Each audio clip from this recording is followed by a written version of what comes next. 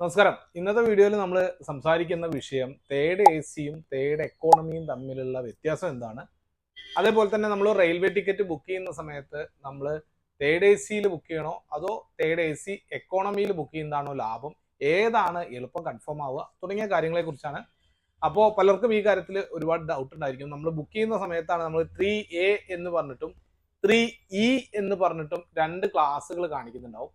അപ്പോൾ ഇതിൽ എന്താണ് തേർഡ് എ സി, എന്താണ് തേർഡ് എ സി എക്കോണമി, ഇതാണ് ആദ്യം പറയുന്നത്. തേർഡ് എ സി എക്കോണമി എന്ന് പറയുന്നത് ഇന്ത്യൻ റെയിൽവേയിൽ എ സി സംവിധാനത്തോടു കൂടി കിടന്ന് യാത്ര ചെയ്യാൻ, അതായത് ബർത്തോടു കൂടി യാത്ര ചെയ്യാനുള്ള ഏറ്റവും ചെലവ് കുറഞ്ഞ മാർഗമാണ് തേർഡ് എ സി എക്കോണമി. അതിൻ്റെനേക്കാൾ കുറച്ചുകൂടി പൈസ കൂടുതൽ വരും തേർഡ് എ സി എന്ന് പറയുന്നത്. ആദ്യം റെയിൽവേയിലെല്ലാം ഉണ്ടായിരുന്നത് തേർഡ് എ സി ആയിരുന്നു. ഇപ്പൊ അടുത്ത കാലത്താണ് Indian railway third A C economy എന്ന് പറയുന്ന ഒരു ക്ലാസ് കൂടി കൊണ്ടുവന്നത്. അതെന്താണെന്ന് വെച്ചാൽ ഏറ്റവും കുറഞ്ഞ ചെലവിൽ എ സി യാത്ര ആളുകൾക്ക് നൽകുകയാണ്. എന്താണ് ഈ ക്ലാസ്സുകൾ തമ്മിലുള്ള വ്യത്യാസം, അതാണ് നമുക്ക് അടുത്തറിയേണ്ടത്. അപ്പോൾ നമ്മൾ ബുക്ക് ചെയ്യുന്നതിന് മുമ്പ് എന്താണ് തേർഡ് എ സി, എന്താണ് തേർഡ് എ സി എക്കോണമി എന്നറിയണം. പ്രത്യക്ഷത്തിൽ പറഞ്ഞാൽ പ്രത്യേകിച്ച് വ്യത്യാസങ്ങളൊന്നും തേർഡ് എ സിയും തേർഡ് എ സി എക്കോണമിയും തമ്മിലില്ല. പണ്ട് ഈ തേർഡ് എ സി എക്കോണമിയിൽ നമുക്ക് ബർത്തിൽ ബെഡ്ഷീറ്റോ ബ്ലാങ്കറ്റോ പില്ലോ ഒന്നും കൊടുത്തിരുന്നില്ല. എന്നാൽ ഇപ്പോൾ തേർഡ് എ സി എക്കോണമിയിലും തേർഡ് എ സി ക്ലാസ്സിലും നമുക്ക് ബെഡ്ഷീറ്റ്, ഒരാൾക്ക് ഒരു രണ്ട് ബെഡ്ഷീറ്റ്, ഒരു ബ്ലാങ്കറ്റ്, ഒരു പില്ലോ, ഇത് കൊടുക്കുന്നുണ്ട്. ഇത് ഫ്രീ ഓഫ് കോസ്റ്റ് ആണ്. അതിപ്പോൾ തേർഡ് എ സി എക്കോണമിയിലും ഉണ്ട്, തേർഡ് എ സിയിലും ഉണ്ട്. പിന്നെ ചെറിയ വ്യത്യാസമാണ് സാമ്പത്തികമായിട്ട് നോക്കുമ്പോൾ, കുറഞ്ഞ വ്യത്യാസം, ഒരു 50 രൂപയുടെ 100 രൂപയുടെ ഒക്കെ വ്യത്യാസമാണ് തേർഡ് എ സിയും തേർഡ് എ സി എക്കോണമിയും തമ്മിലുള്ളൂ. പിന്നെ തേർഡ് എ സി എക്കോണമിക്കുള്ളൊരു ഗുണം എന്താണെന്ന് വെച്ചാൽ തേർഡ് എ സി എക്കോണമി എല്ലാം പുതിയ കോച്ചുകളായിരിക്കും. കാരണം അതിപ്പോൾ അടുത്ത കാലത്ത് വന്നിട്ടുള്ള റെയിൽവേയുടെ ഒരു സംവിധാനമായതുകൊണ്ട് തന്നെ അത് പുതിയ കോച്ചുകളായിരിക്കും. ഇനി നമ്മൾ ടിക്കറ്റ് ബുക്ക് ചെയ്യുന്ന സമയത്ത് തേർഡ് എ സിയിൽ ബുക്ക് ചെയ്യുന്നതാണോ തേർഡ് എ സി എക്കോണമിയിൽ ബുക്ക് ചെയ്യുന്നതാണോ നല്ലത് എന്നുള്ളൊരു കൺഫ്യൂഷൻ വരും. കാരണം നമ്മൾ ഇപ്പോൾ അടുത്ത ഒരു 2 ആഴ്ചയ്ക്ക് ശേഷം, ഒരു 15 ദിവസത്തിന് ശേഷം നമ്മൾ തിരുവനന്തപുരത്ത് നിന്ന് ന്യൂഡൽഹിയിലേക്ക് ഒരു യാത്ര പോവുകയാണ്. അപ്പോൾ നമ്മൾ ടിക്കറ്റ് കേരള എക്സ്പ്രസ് അല്ലെങ്കിൽ വേറെ നിസാമുദ്ദീൻ എക്സ്പ്രസ് അങ്ങനെ ഏതെങ്കിലും ട്രെയിൻ എടുത്ത് നോക്കുന്ന സമയത്ത് അതിൽ തേർഡ് എ സിയും തേർഡ് ഇയും കാണാം. അപ്പം നമ്മൾ തേർഡ് എ സി എടുത്തു നോക്കിയപ്പോൾ തേർഡ് എ സിയിൽ കാണിക്കുന്നത് 12 വെയിറ്റിംഗ് ലിസ്റ്റാണ്. ജനറൽ വെയിറ്റിംഗ് ലിസ്റ്റ് 12 ആണ്. എന്നാൽ തേർഡ് എ സി എക്കണോമിയിൽ കാണിക്കുന്നത് വെയിറ്റിംഗ് ലിസ്റ്റ് 10 ആണ്. അപ്പോൾ നോർമലി നമ്മൾ പോയിട്ട് തേർഡ് എ സി എക്കോണമിയിൽ വെയിറ്റിംഗ് ലിസ്റ്റ് 10 എടുക്കും. പക്ഷേ ഇത്തരം ഒരു സാഹചര്യത്തിൽ കൺഫേം ആവാൻ സാധ്യത കൂടുതലുള്ളത് third A C waiting list 12 ആണ്. അപ്പോൾ നമ്മൾ ഈ ബുക്ക് ചെയ്യുമ്പോൾ എന്താണ് കാരണം എന്നുള്ളത് പറയാം. നമ്മൾ ബുക്ക് ചെയ്യുമ്പോൾ വളരെയധികം ശ്രദ്ധിക്കേണ്ട ഒരു കാര്യമാണത്.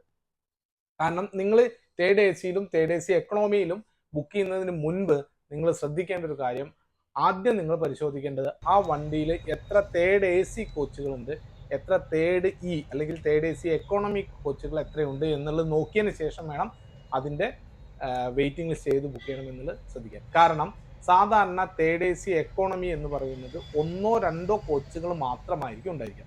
ഒരു ട്രെയിനിൽ ചിലപ്പോൾ പരമാവധി 2 കോച്ചുകളോ അല്ലെങ്കിൽ 3 കോച്ചുകളോ ഉണ്ടാവുള്ളൂ. എന്നാൽ തേർഡ് എ സി എന്ന് പറയുന്ന സംവിധാനം 6-7-8 കോച്ചുകൾ വരെ ഉണ്ടാകാം.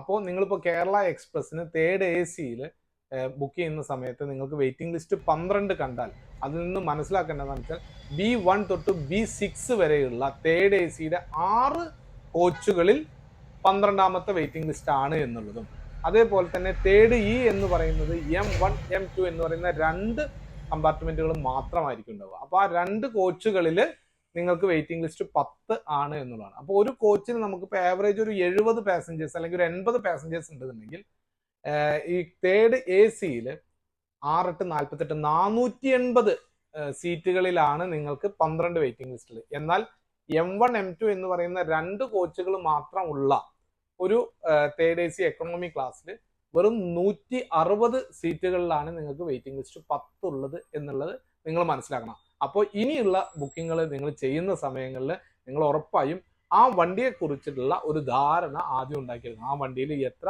തേർഡ് എ സി കോച്ചുകളുണ്ട്, എത്ര സ്ലീപ്പർ ക്ലാസ് കോച്ചുകളുണ്ട്, എത്ര തേർഡ് എ സി എക്കണോമി ഉണ്ട്, എത്ര സെക്കൻഡ് എ സി ഉണ്ട്, ഈ കാര്യങ്ങൾ നോക്കിയിട്ട് അപ്പോൾ അതിൽ എത്ര കോച്ചുകളിൽ എത്ര സീറ്റുകൾ വരും അല്ലെങ്കിൽ എത്ര ബർത്തുകൾ വരും, അതിൽ ഏതാണ് സാധ്യത കൂടുതൽ എന്നുള്ളത് മനസ്സിലാക്കിയിട്ട് ബുക്ക് ചെയ്യുന്നതായിരിക്കും നല്ലത്.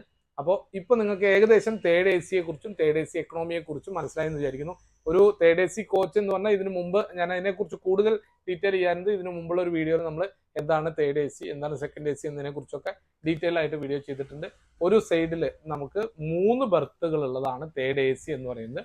ഈ തേർഡ് എ സി എക്കണോമിയിലും ഒരു സൈഡിൽ 3 ബർത്തുകളായിരിക്കും ഉണ്ടാവുക. പിന്നെ എ സി കമ്പാർട്ട്മെന്റ് ആയിരിക്കും.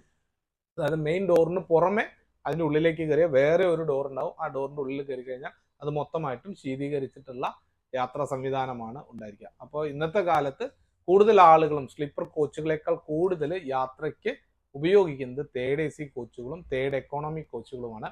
അപ്പോൾ ഇനിയുള്ള നിങ്ങളുടെ ബുക്കിങ്ങിൽ നിങ്ങൾക്കൊരു സംശയമില്ലാതെ നിങ്ങൾക്ക് ഏതാണ് നല്ലത് എന്ന് നോക്കിയിട്ട് ബുക്ക് ചെയ്യാൻ ഈ വിവരം നിങ്ങൾക്ക് സഹായമായെന്നുണ്ടെങ്കിൽ വളരെ സന്തോഷവാനാണ് ഞാൻ. അപ്പോൾ എന്തായാലും ഇനിയും റെയിൽവേയെ കുറിച്ചുള്ള ഇത്തരം വിവരങ്ങൾ നിങ്ങൾക്ക് കിട്ടുന്നതിന് വേണ്ടിയിട്ട് ചാനൽ ഒന്ന് സബ്സ്ക്രൈബ് ചെയ്യാം. അതേപോലെ തന്നെ ഈ കാര്യത്തെക്കുറിച്ച് നിങ്ങളുടെ സുഹൃത്തുക്കൾക്കുള്ള അറിവിലേക്ക് നിങ്ങൾക്ക് ഒന്ന് ഷെയർ ചെയ്യാം.